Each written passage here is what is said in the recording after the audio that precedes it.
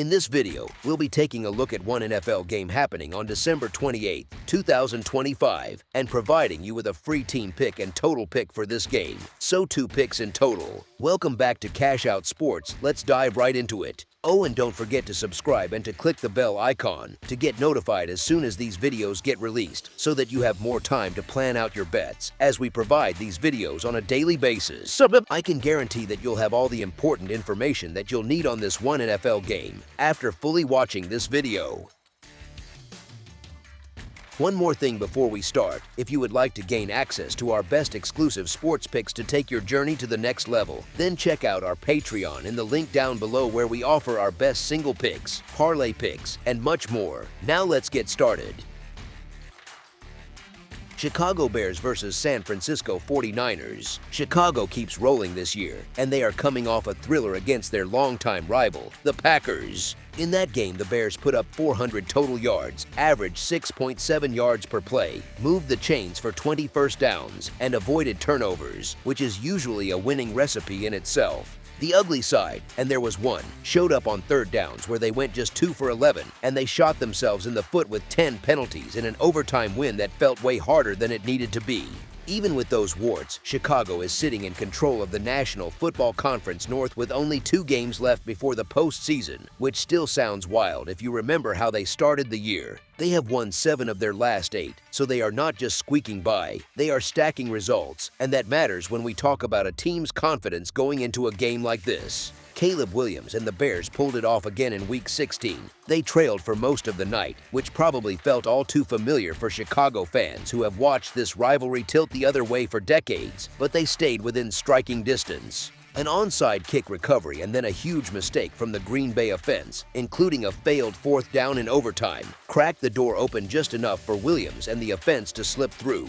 By the end of Saturday night, they had racked up those same 400 total yards, and most of it came from their second-year quarterback taking over when it mattered. Williams turned in another efficient outing, going 19 for 34 for 250 yards, which is 7.4 yards per pass, with 2 touchdowns. He also tucked it 3 times for 30 rushing yards and moved the chains on a few key plays, the kind of unscripted stuff that tilts one-score games. That style does not always look pretty for 4 quarters, but it wears on a defense when every scramble or extended play feels like a gut punch. Defensively, Chicago made life harder than it had to be, even after Jordan Love exited the game. They allowed Malik Willis and the Packers offense to run for 190 yards, and that fits the broader picture of a unit that can be pushed around on the ground. Dennis Allen's group still came up clutch when they had to, holding Green Bay to only 3 points in the 4th quarter and nothing in overtime, which is exactly why this season feels like one of the biggest turnarounds in the league. With that win, they locked up a playoff spot and now own a firm 2-game lead in the division, which gives them a little cushion but also raises the bar for expectations.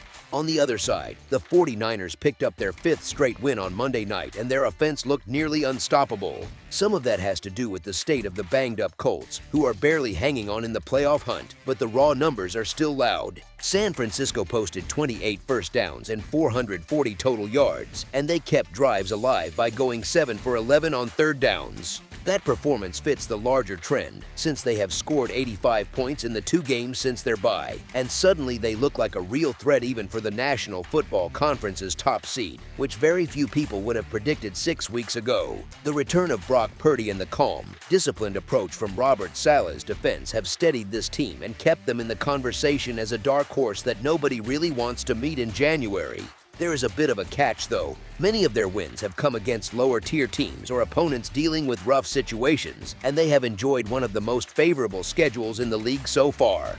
Their defense ranks 23rd in total EPA metrics and just gave up 27 points to a Philip Rivers-led Colts team on Monday, which is not exactly what you expect from a classic powerhouse. The 49ers absolutely need George Kittle on the field, since he is clearly Brock Purdy's favorite option. With Kittle and Christian McCaffrey both available, this offense can look like one of the most dangerous in football, especially when the timing is right and the scripted plays are humming. Without one of those two, you can feel the structure sag a bit, even if the play calling stays sharp.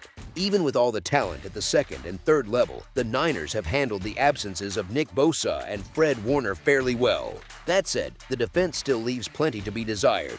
Their pass rush is one of the softest in the league, and San Francisco sits dead last in sacks with only 18, which is a huge red flag when you are facing a quarterback who can extend plays. If you give a modern offense time, it usually finds answers, and that risk does not just go away because the name on the helmet is famous. From a numbers point of view, this matchup feels like a playoff game already because the loser is basically knocked out of the race for the conference's top seed. Chicago has been one of the most consistent teams against the spread, sitting at 10-5, which is 66.7%. San Francisco is not far behind at 9-5-1 overall and 7-2-1 as a favorite, so both sides have treated bettors reasonably well. The 49ers have covered in 5 straight games, while the Bears have gone 5-1 against the number in their last 6. Chicago tends to live in one-score territory, in good ways and bad, which is very on brand for a group fighting for the division. San Francisco, by contrast, has been winning by margin, taking their last 5 by an average of 16.4 points per game, which is a pretty loud signal about how they finish opponents when they are right.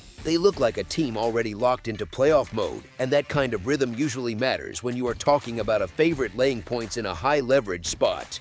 As our first pick for this matchup, the San Francisco 49ers to win and cover the spread as favorites is our full game side pick. The offensive structures for the 49ers and Bears look similar on paper, even if one has clearly been more productive than the other most weeks. Both coaching staffs like to lean on the run first, then build the rest of the playbook off that foundation. Kyle Shanahan has never hidden how much he wants to run the ball, but this season the San Francisco ground game is only a shadow of what it used to be. A big part of that comes down to the offensive line. Pro Football Focus still grades this line as a top 5 unit, but it also highlights where they lag as a run-blocking group, which explains why things do not always look as dominant as the reputation suggests. Against the Colts, they put together a rare strong night on the ground with 145 rushing yards, yet in advanced numbers they sit only 23rd in EPA per rush. Chicago is on the other side of that spectrum. The Bears rank 4th in EPA per rush, and very few defenses have managed to slow down their ground production. They have gone over 140 rushing yards in 6 of their last 8, which is a big reason why their offense feels so stable from week to week, even when the passing game has quiet stretches. Both staffs use the run to set up the rest of their concepts, but Shanahan has had to lean on Purdy and on Mac Jones when Purdy was out, more often than he would prefer. The San Francisco passing attack sits 5th in total EPA per pass, which gives them a clear matchup edge against a Chicago defense that is very average against opposing quarterbacks. In some areas, they are worse than average, allowing 7.5 yards per pass, which ranks 27th, and that kind of leak usually shows up over 4 quarters. On the Bears' side, the offense is reliably productive regardless of what the defense does. They profile as a top 10 unit in almost every major category. They throw the ball less often than 25 other teams, with a pass rate of 52.89%, but Caleb Williams protects the ball well, with just a 1.2% interception rate that ranks 3rd. They are also very strong on 3rd downs, converting 42.65% of those chances, which keeps drives alive and keeps the opposing defense on the field. The Bears lead the league in takeaways, which always looms large in a total, but their defense has real soft spots. They give up 5 yards per carry, ranking 29th, and they have produced only 60 tackles for loss this year, which puts them 28th. So opponents stay ahead of the chains more often than you would expect from a unit that generates so many turnovers. On the other side, the 49ers give up too many passing yards. Their pass rush has been poor so far, which ties back to that league worst sack total of 18, and that should give Caleb Williams time to operate and find open receivers. When you combine that with Chicago's ability to run the ball, it is easy to imagine both offenses moving the chains often and creating a game that leans toward a lot of scoring. Recent trends point in the same direction. The 49ers have scored at least 26 points in 6 of their previous 7 games, and in 5 of those 7 matchups, the combined score landed well above 51. On the flip side, the under has cashed in 5 of Chicago's last 7, which pulls you the other way and keeps things from feeling too obvious. Given the stakes here, it is tempting to assume both defenses will settle in and turn this into a grind.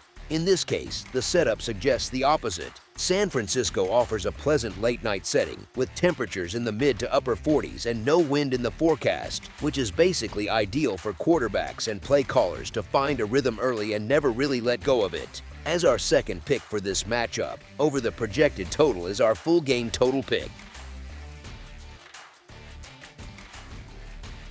That's all for now, so if you have any other games you would like reviewed, then leave a comment down below with the game you would like analyzed, subscribe to our channel, leave a like on this video, and we'll get to it as soon as we possibly can. We would also love to hear your opinion on the picks presented to you in this video, whether you agree or disagree with them, so leave a comment down below and do let us know.